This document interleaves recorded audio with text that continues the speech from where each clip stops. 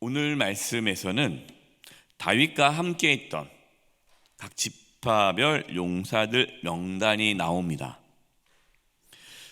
다윗과 함께 있던 용사들이 언제 함께 했느냐가 중요한데요.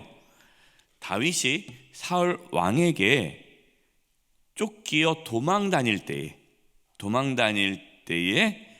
다윗과 함께 있습니다. 그 용사의 숫자가 약 600명인데요. 오늘 말씀에 기록되어 있는 것은 600명 중에 그래도 지휘관들, 대표, 아주 용사들만 기록되어져 있습니다. 1절을 보겠습니다. 다윗이 기스의 아들 사울로 말미암아 시글락에 숨어 있을 때에 그에게 와서 싸움을 도운 용사 중에 든 자가 있었으니, 사울로 말미암아 시글락에 숨어 있을 때예요. 다윗을 쫓는다, 다윗의 편에 선다라는 것은 사울 왕에 대적한다는 거죠. 어떻게 보면 반역자가 되는 것이에요. 다윗과 함께한 용사들은요, 세상의 권력을 따르지 않은 겁니다. 세상의 권력은 사울 왕이잖아요. 그들은 하나님의 뜻을 따르는 자들이었습니다. 평안하고 안락한 삶을 버리고 하나님의 뜻을 위해서 기꺼이 고난에 동참한 자들이죠. 저와 여러분도 이와 같이 예수님의 고난에 동참한 하나님의 용사들입니다. 우리가 하나님의 용사예요. 우리가 세상에서 더 편하게, 세상적으로 더 성공할 수 있지만 때로는 하나님의 뜻을 이루기 위해 그것을 내려놓고 포기하고 하나님의 뜻을 쫓아가는 그 사람이 하나님의 용사다라는 것이죠. 오늘 말씀에 제일 먼저 베냐민 지파에 속한 용사의 명단들이 3절에서 7절까지 나오는데요. 2절을 보겠습니다. 그들은 활을 가지며 좌우손을 돌려 물매도 던지며 화살도 쏘는 자요, 베냐민 지파 사울의 동족인데 그 이름은 이러하니라. 다윗과 함께 했던 용사 중에는 베냐민 지파의 용사들도 있었다. 이 베냐민 지파는 누구 지파예요? 사울 왕의 지파잖아요. 그럼 베냐민 지파이기 때문에요, 사울이 베냐민 지파이기 때문에 실세 아닙니까? 이 베냐민 지파가. 그러면 당연히 이 베냐민 지파는 사울 왕과 함께 권세를 누릴 수 있는 사람들이에요. 또 이들이 힘이 없고 별 볼일 없는 사람들이 아니라 활을 가지며 좌우손을 눌려 물매를 던지며 화살도 쏘는 자예요. 이 당시 사람의 능력, 이 당시에 사람의 어떤 가치를 평가한다면 뭘까요? 전쟁에 능한 자. 그 전쟁에 능한 자가 대우받던 시대입니다. 그러니까 충분히 이들은 사울 왕에서 장군으로, 지휘관으로 부귀 영화를 누릴 수 있는 사람들이라는 거죠. 그러나 그들은 오히려 자신들의 지파를 떠나 하나님의 뜻에 순종하여 다윗과 고난을 받게 되었다라는 것이죠. 참 대단한 분들인 것 같아요. 8절에서 15절까지는요, 갓지파의 용사들이 나옵니다. 갓지파. 8절입니다. 갓사람 중에 광야에 있는 요새에 이르러 다윗에게 돌아온 자가 있었으니, 지금 다윗이 어디 있어요? 광야에 있어요. 광야, 숨어 있어요. 지금 좋은 곳이 아니에요. 근데 그들이 다 용사요, 싸움에 익숙하여 방패와 창을 능히 쓰는 자라. 그의 얼굴은 사자 같고 빠르기는 산의 사슴 같으니. 이 갓지파는요, 어디에 위치하고 있습니까? 요단 동쪽에 위치하고 있어요. 요단 동쪽은 어떤 땅입니까? 비옥한 땅이에요. 아주 좋은 땅이에요. 물이 넘치는 땅이에요. 풍요로운 땅이에요. 그들은 풍요로운 그 삶을 내려놓고 멀리 있는 다윗과 함께하기 위해 왔어요. 이들도요, 별 볼 일 없어가지고 먹고 살기가 어려워서 다윗에게 온 게 아니에요. 그들도 다 용서하고 싸움에 익숙한 자입니다. 그냥 그쪽에 있었으면 또 편하게 살 수 있었던 거죠. 이들도 하나님의 뜻을 이루기 위해 다윗과 함께하는 고난을 선택한 것입니다. 베냐민과 유다 자손 중에 다윗과 함께하기 위해 다윗을 찾아온 용사들을 다윗이 만났어요.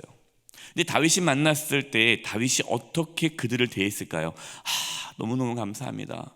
제가 사실은 너무 힘들었는데 와주셔서 감사합니다. 정말 당신들은 나에게 필요합니다. 이렇게 다윗이 그들을 의지하고 붙잡고 환영했을까요? 그러지 않았어요. 17절 보겠습니다.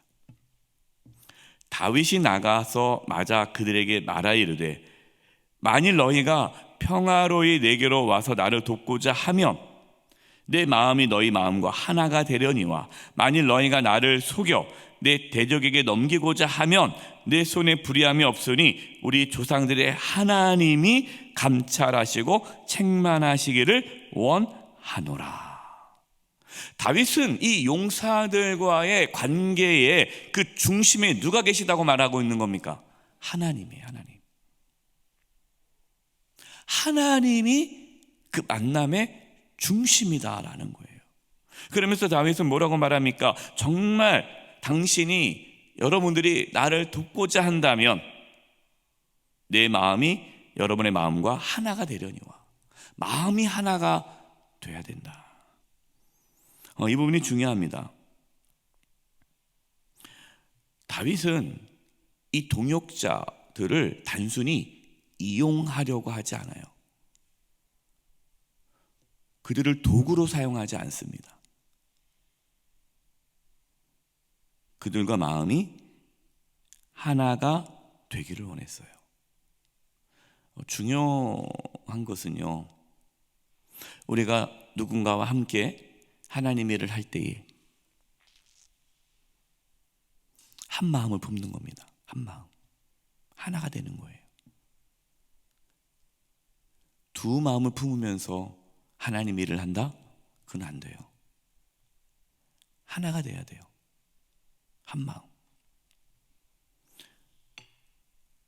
서로 좋지 못한 감정을 갖고 서로 안 좋은 마음을 가지면서 그렇지 않은 척, 괜찮은 척, 그렇게 해서는 안 된다는 거예요. 마음과 마음이 통해야 된다. 이 동역자죠. 그리고 그 만남 속에는 하나님이 중심 계셔야 된다. 이것은 다윗을 찾아왔던 그 용사들도 마찬가지였습니다. 18절 보겠습니다.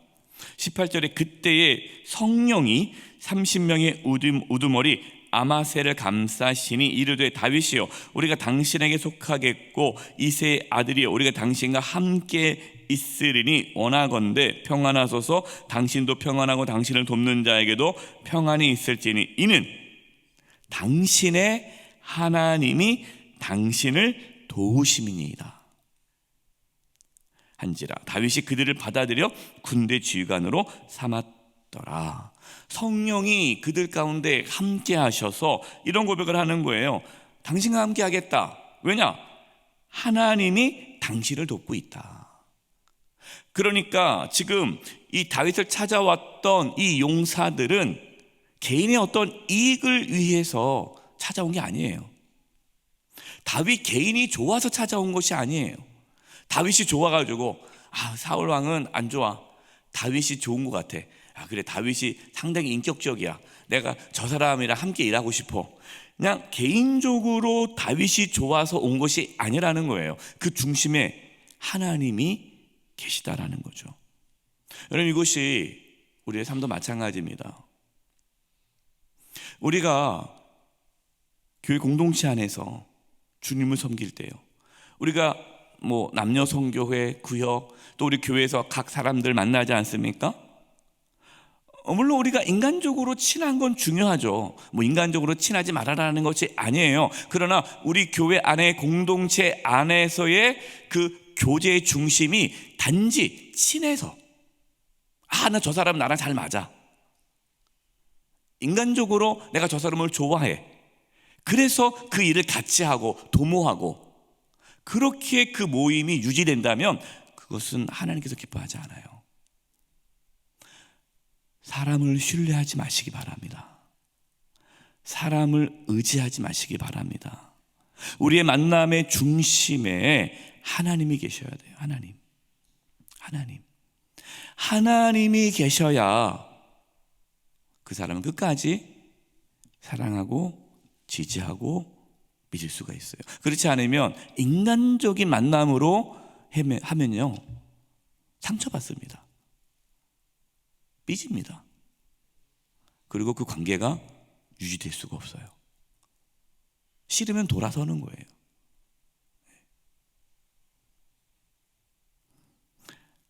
우리의 만남이 하나님 안에서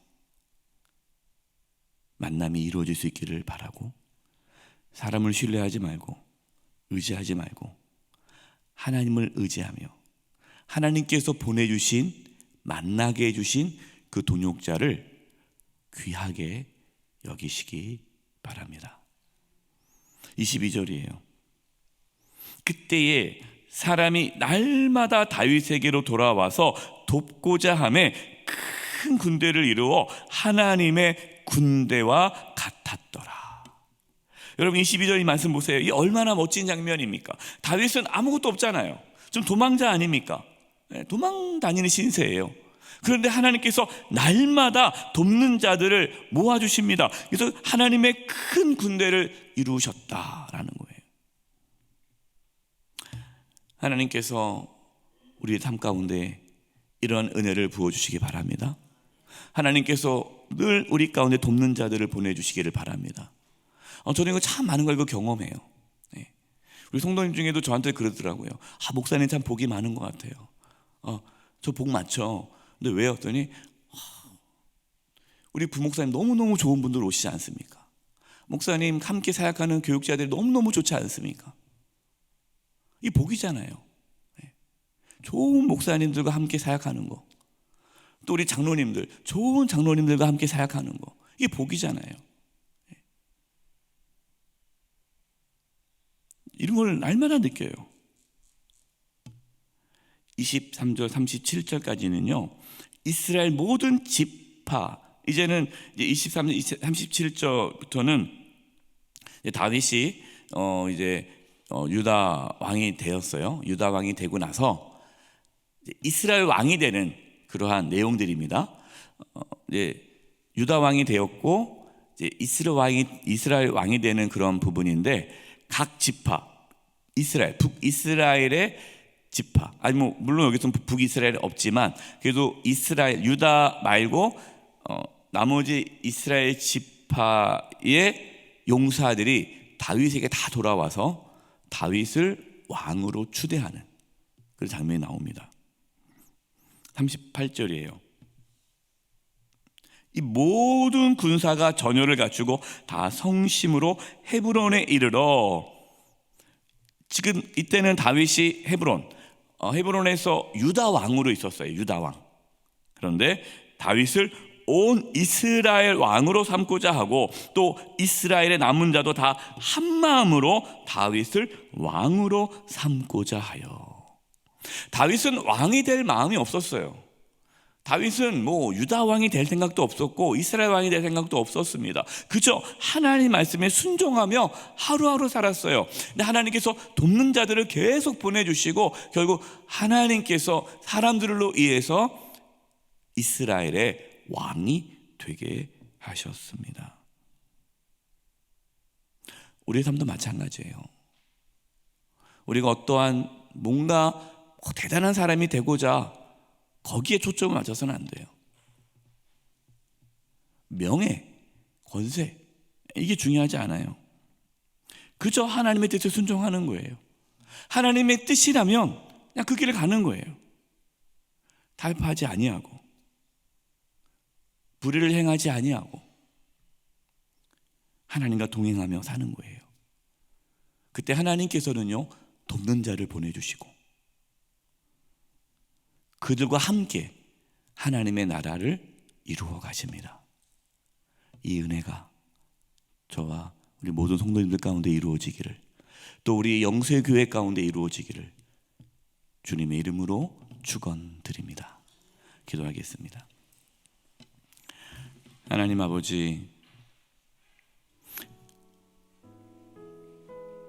저희가 사람을 의지하지 않고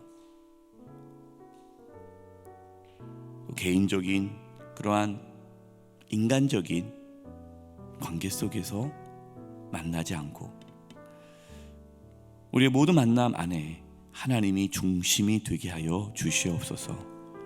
한 마음이 되어 하나님의 뜻에 순종함으로 하나님의 나라를 이루게 해주시고, 저희들의 삶 가운데에 하나님께서 돕는 자들을 보내주셔서 그들과 함께 기쁨으로 주님을 섬겨나가게 하여 주시옵소서.